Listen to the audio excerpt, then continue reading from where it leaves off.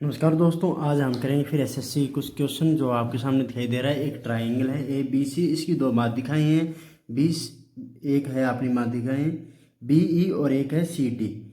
ठीक है, ये किसी पॉइंट ओ पर काट रही है। तो बताइए कि ट्राइंगल ओ डी ई और ट्राइंगल ए बी सी का जो रेशो होगा वो कितना होगा। तो भाई साहब, आपको एक बात मैं बताना चाहता हूँ। जब भी कोई ट्राइंगल होता है ना, अगर यहाँ से कोई लाइन जो जा रही है तो ये इस ट्राइंगल को, इसके एरिया को इस दो भागों में बांटेगी। कितने भागों में बांटेगी? जिस भाग में ये लाइन बांट रही है। अगर इसी लाइन इसको 2:3 में बांट रही है तो इस एरिया को ये 2:3 में बांटेगी। अगर इस त्रिभुज को ये लाइन 1:1 में बांट रही है तो इसके एरिया को ये 1:1 में बांटेगी। इसका मतलब ये हुआ कि ए बी सी है और ये ई है। तो आप बता सकते हैं कि area of triangle A B E किसके बराबर होगा? ए बी सी के area of triangle A B C का हाफ होगा। क्यों? क्योंकि ये क्या है, ए बी सी, ये क्या है, बी ई क्या है, एक माध्यिका है। माध्यिका है, इसका मतलब ये है जिसको दो भागों में बराबर दो भागों में बांटेगी। इतनी बात आपको पता लग गई। उसके बाद अपन को क्या करना है, अब एक चीज़ और देखेंगे आप क्या करेंगे, इसकी मिड पॉइंट को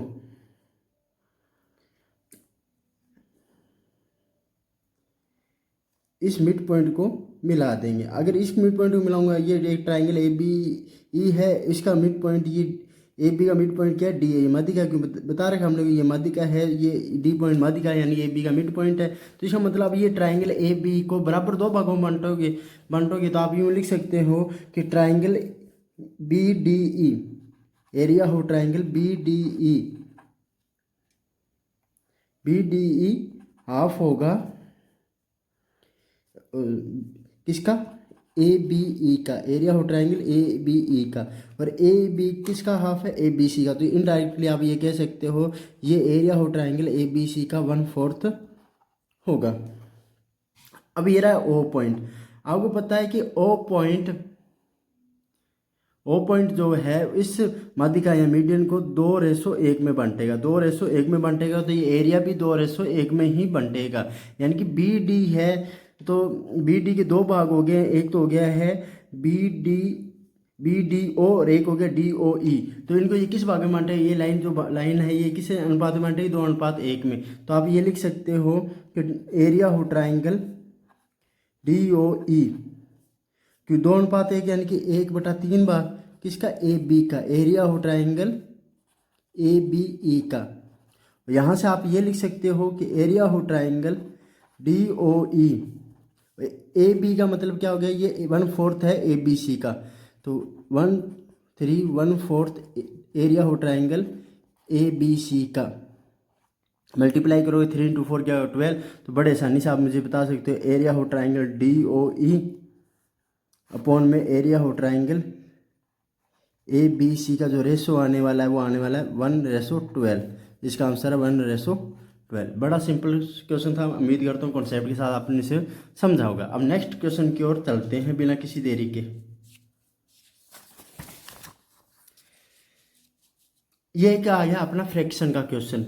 बिल्कुल सिंपल क्वेश्चन है, कोई बड़ा है ये तो है नहीं, कर नहीं सकते। पहले एक चीज़ गौर कीजिए, यहाँ क्या है 5a है और यहाँ क्या है ये 3a की स्क्वायर है। तो इसका मतलब इसको यहाँ क्या लाना पड़ेगा? 3a लाना पड़ेगा। ये क्वेश्चन अलग अलग तरह के आते हैं, लेकिन इस तरह क्वेश्चन के लिए आप एक बात जरूर देखना कि यहाँ क्या आना चाहिए? 3 आना चाहिए और यहाँ 25 से मतलब यहाँ क्या आना चाहिए? 5 आना चाहिए। इसका मतलब इसको किससे मल्टीप्लाई कर देंगे? 3/5 से। टोटल को 3/5 से क्या कर देंगे? मल्टीप्लाई कर देंगे। मल्टीप्लाई करके आप सोल्व करोगे तो आपके पास आंसर आएगा 3a + 1/5a = 3। अब इसको आप बड़े आसानी से सोल्व कर सकते हो। कैसे सोल्व कर सकते हो? आपको पता है कि दोनों और स्क्वायर करोगे तो ये आएगा 9a²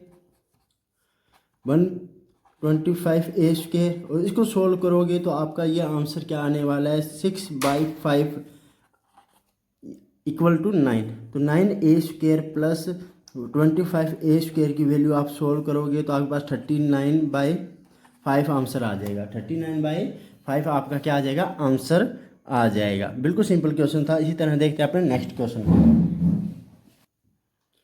आपको क्या दे रखा है? एक ट्राइंगल दे रखा है जिसकी 3 साइड हैं 6, 15 और 11 और एक इसके अंदर इन सेंटर है तो इसकी रेडियस फाइंड करनी है। पहली बात आपको ये पता होना चाहिए रेडियस इक्वल क्या होता है एरिया ऑफ ट्राइंगल अपॉन इसका हाफ पेरीमीटर यानी कि अर्ध परिमाप। तो पहले इसका पेरीमीटर फाइंड करते हैं यानी कि एस फाइंड करते हैं।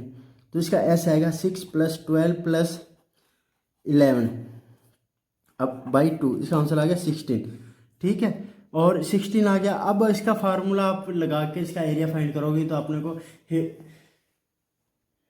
हेरोन का फार्मूला लगाना पड़ेगा, उससे अपने इसका एरिया फाइंड कर सकते हैं। तो ट्राइंगल का जो एरिया होगा हेरोन के फार्मूले से आएगा, जो फार्मूला होता है S S - A S - B S - C। S - A S - B यहाँ क्या है ट्राइंगल की क्या साइड्स है। तो S की वैल्यू अपने पास 16 आई, S - A यानी कि ये आ गया 10, S - B यानी कि 11, तो ये आ गया 5, और ये S -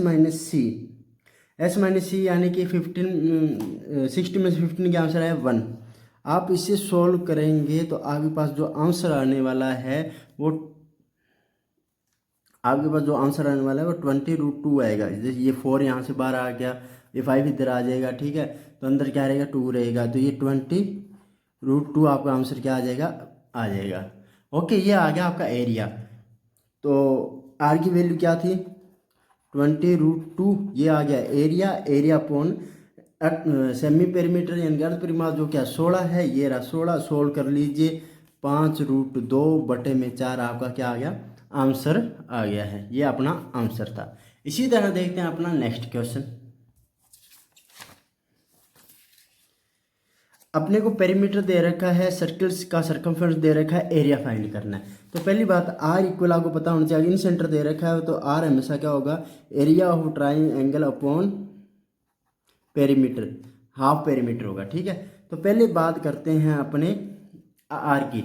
आर क्या है, अगर आपके पास सरकमफ्रेंस 2πr की वैल्यू क्या है 88 है, तो सोल्व करोगे तो आर की वैल्यू कितनी आएगी 14 आएगी। या आपको कुछ चीज़ें तो याद होनी चाहिए, हालांकि आपसे मैं ये नहीं कहता कि इसे रट्टे मारिए, लेकिन कुछ चीज़ें तो इतनी प्रैक्टिस आपकी होनी चाहिए कि आर की वैल्यू आपको दिखते ही पता लग जाए। बाकी 2πr की वैल्यू आप सोल्व करोगे, पाई की वैल्यू 22/7 सोल्व करोगे तो आर की वैल्यू 14 सेंटीमीटर ही आएगी।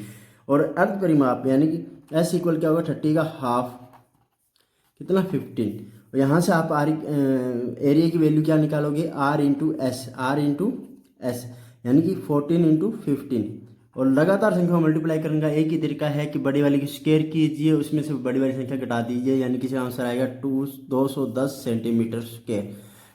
मल्टीप्लाई की जो ट्रिक होती है उसके लिए स्पेशल कोई क्वेश्चन नहीं आता, क्वेश्चनों में ही अप्लाई करनी पड़ती है ताकि अपनी स्पीड क्या हो जाए तेज़ हो जाए, अपनी स्पीड थोड़ी सी नाश हो जाए। ओके, अब नेक्स्ट क्वेश्चन की ओर चलते हैं बिना किसी देरी के।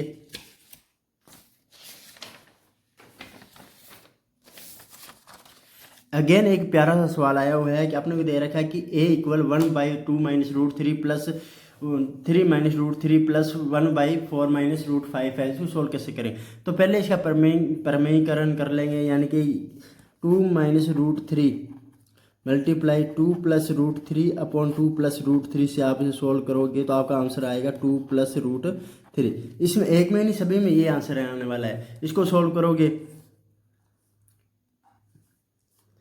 तो ये सभी में ये आपको आंसर मिलेगा। ये 8 है। ओके, ये कितना है ये 8 है, ये कितना है 8 है। ओके, तो आपको ये आंसर मिलेगा सब में। तो इसको सबको अपने प्रमेयीकरण के सोल्व करेंगे, प्रमेयीकरण करके सोल्व करेंगे तो अपना आंसर आएगा 2 + √3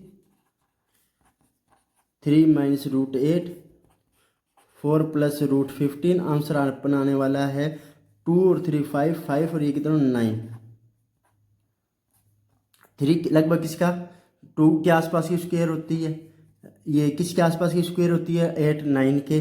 15 किसके आसपास होती है 4 के। लगभग मैं आंसर दे रहा हूँ मैं आपको, तो लगभग में भी आप अगर आंसर निकालोगे तो इसका आंसर क्या आएगा 11 3 14 और ये लगभग क्या है 18 आ रहा है। लगभग क्या आ रहा है 18।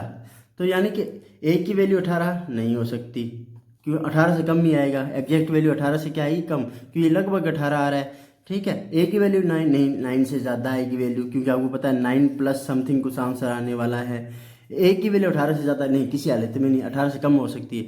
ए की वैल्यू 18 से कम होगी लेकिन किसी हालत में 9 के बराबर नहीं होगी। हाँ, 18 से बड़ी, सॉरी 9 से बड़ी होगी लेकिन किसी हालत में 9 के बराबर नहीं होगी। तो अपना आंसर क्या है, सॉरी ये था अपना आंसर, ये है। ओके, बात समझ आ गई। इसी तरह के सवाल को अपने यूँ अटैम्प्ट करेंगे। अब देखते हैं अपने नेक्स्ट क्वेश्चन।